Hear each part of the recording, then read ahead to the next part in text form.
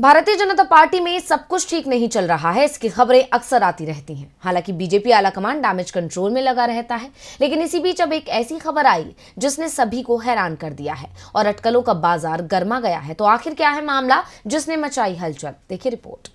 BJP के अंदर से एक बार फिर खलबली की खबरें आ रही हैं और दावा किया जा रहा है कि मध्य प्रदेश में जिसके सहारे बीजेपी ने कांग्रेस की सरकार गिराकर वहां की सत्ता पर कब्जा कर लिया था, अब वो ही बीजेपी से नाराज चल रहा है। जी हां, हम बात कर रहे हैं केंद्रीय मंत्री ज्योतिरादित्य सिंधिया की।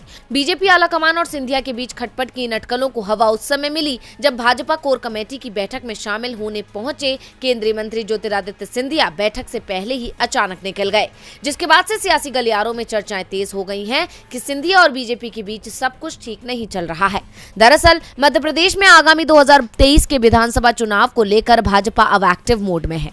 चुनावी रणनीति तैयार करने के लिए भाजपा कोर कमेटी की बैठक भोपाल के भाजपा कार्यालय में आयोजित की जा रही थी, जिसमें शामिल होने पहुंचे केंद्रीय मंत्री अचानक वहां से निकल गए।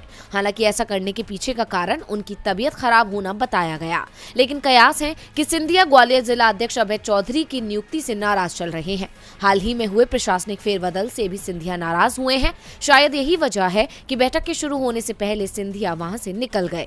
ऐसे में बीजेपी आलाकमान के सामने असमंजस की स्थिति पैदा हो गई है कि वो सिंधिया को मनाने के लिए अपना फैसला बदलें, या फिर अगर वो सिंधिया को मनाने में असफल होते हैं तो 2023 के चुनाव में सिंधिया बीजेपी से दूरी ना बना लें और सिंधिया की बीजेपी से दूरी कांग्रेस के लिए काफी फायदेमंद साबित हो सकती है। इतना ही नहीं, राजनीतिक जानकारों का तो यहाँ तक कहना है कि मध्य प्रदेश में कांग्रेस की मजबूती को देखकर सिंधिया एक बार फिर घर वापसी पर विचार कर सकते हैं।